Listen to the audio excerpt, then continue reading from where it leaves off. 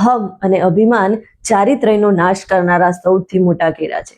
રશિયાના એક રાજમાર્ગ પર એક લશ્કરી જવાન પોતાની ફરજ બજાવી રહ્યો હોય છે અને ત્યાં જ એક ગામડિયાનો માણસ આવીને પૂછે છે કે કલેગા જવાનો રસ્તો કયો છે.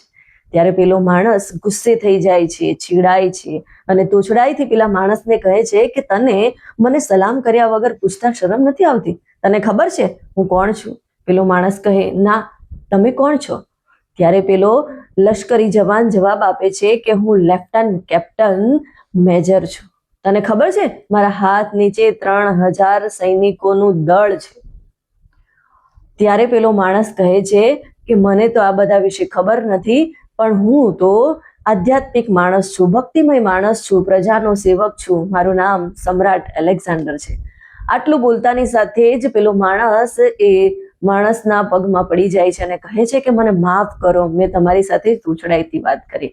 સમ્રાટ કહે છે, પ્રજા પ્રત્યે વાત્સલ્ય ભાવ રાખ, અકડ રાખીશ તો એક દિવસ તૂટી જઈશ.